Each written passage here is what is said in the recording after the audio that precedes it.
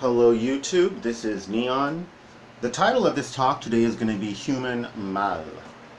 It's going to be about human evil, but Rob Dyke says that if you use the word evil in the title of your video, it can be demonetized. So I'm going to use mal. Now mal in Spanish is a very interesting word. It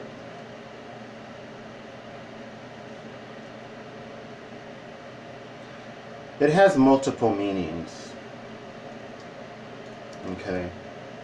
It can mean bad, it can mean mean, and it can mean evil. It just depends on the context.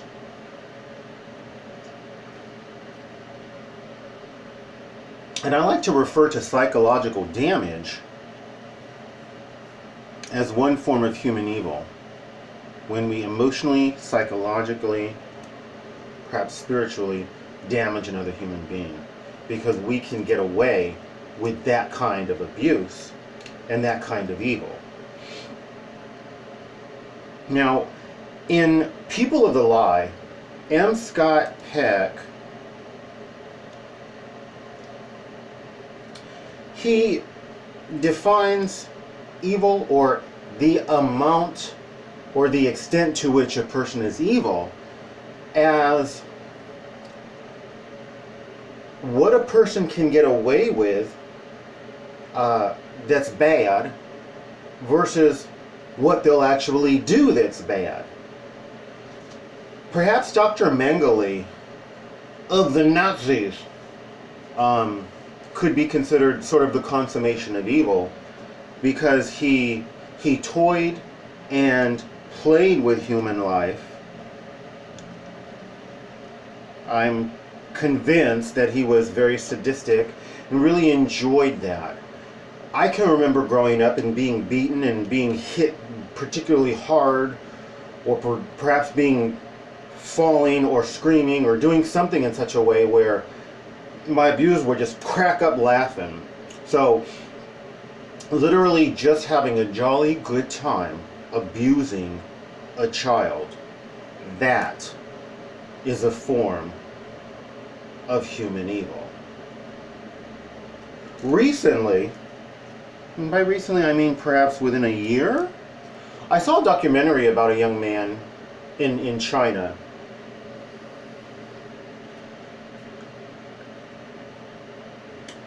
where he had a condition in his skin that was called something like fish scale skin, because over time, as he reached adulthood, his skin would turn into something that looked like scales.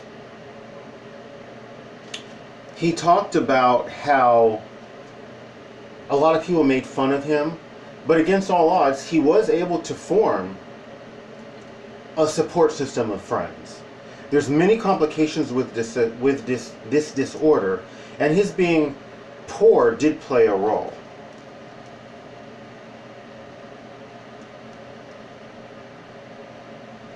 He goes to meet two young women who have been cured from this condition.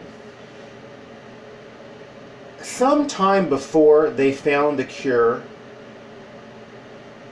I don't remember what the cure is, but they found the cure, and his being in a very isolated part of China, being very rural, not having a lot of opportunity, in part, it played a role in his suffering from this as long as he did. His poverty, all of that played a role. So he found out that he was a good candidate for the medication. They found someone, perhaps it was a government, I don't remember, that would pay for this medication or this treatment, and that he would ultimately heal and have normal, healthy skin. But he went to see two young women who had suffered from the same issue, the same skin condition. They were friends, they lived in close proximity, although I do not remember if they supported each other jointly when they actually had the condition and were being abused, psychologically, verbally, emotionally abused mostly by their fellow students. People would throw rocks at them. I definitely remember them saying people would throw rocks at them. They may have been spit on, they were cussed at, they were verbally abused constantly. He went to meet these girls who were so pretty. These girls were so pretty, you would never think that they had a condition ever that made their skin look kind of like fish scales. Very, very, very, very different and very, very hard to accept, right? When I've seen people like this, a lot of times I'll react and I try to remember this is a human being and that's it. You can't maybe control the shock, but you can certainly discipline yourself. I can discipline myself to not stare, to not make disgusting comments, but it takes effort for us to be good. It takes effort. So he asked these young women how their lives have changed, being as they were so pretty and their skin completely 100% healed.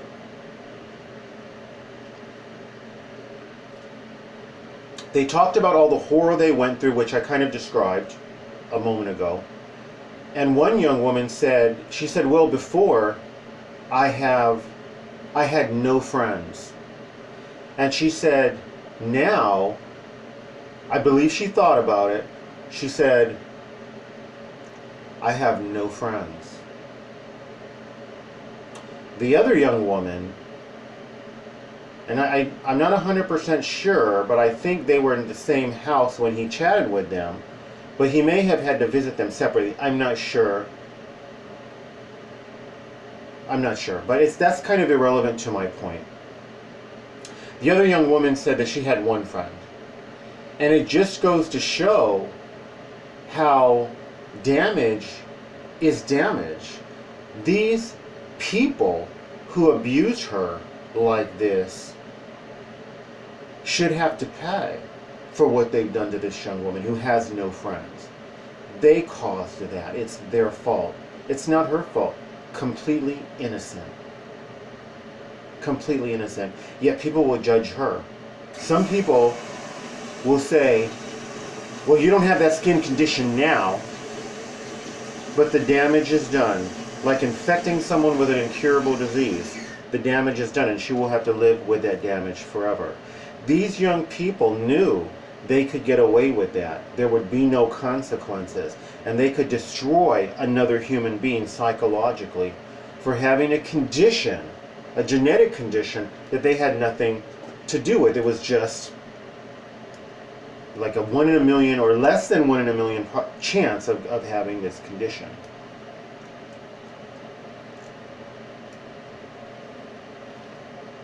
I wish there were justice for her. I wish there was justice for her. Now, online, someone had outed a gay person, and then this poor, beautiful human being committed suicide because he was not ready to be outed. The person who outed him, I believe, was prosecuted.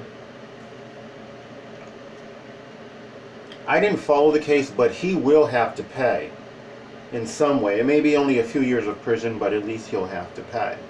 That was something he could not get away with. People have driven people to suicide and have gotten away with it. Human evil, or the amount of evil, the extent to which a person is evil, is measured by what will they do. It is measured by their realization of what they can get away with and how much of what they can get away with they will actually perpetrate and do. We know that there are people who will drive someone to suicide just because they know they can get away with it. Now, there was a young woman who encouraged her boyfriend to commit suicide. Very evil, telling him to get back into the vehicle to inhale these fumes that would ultimately kill him. And then afterwards, she pretended to have done everything to try to prevent him from committing suicide. And when they got the text messages, they saw that she was the reason why he followed through with it, that he actually got out of the vehicle. She cried when she was sentenced. She acted like she was the victim, and she did nothing wrong. Human evil is a measure of what a person perceives they can get away with, and then act on that. And she acted on that. She showed that if she could get away with murder, she would do it. And then she would play the victim who tried to save her boyfriend. She's not going to get away with it. The thing that frustrates me about her is that unapologetic. The only thing that she regrets is that she got caught and that she's going to have to pay for it. That's the only thing she regrets. She doesn't regret having killed someone. I remember seeing an article said, "Can words kill?" Because this woman's words killed her boyfriend. So the whole thing of texting and online bullying and all this stuff, slowly but surely, the courts are figuring out, how do we prosecute, how do we make them pay? It's just sad that it requires death. Someone has to die before a lot of this stops. Now, in People of the Lie, Scott Peck says that the most evil people in this world,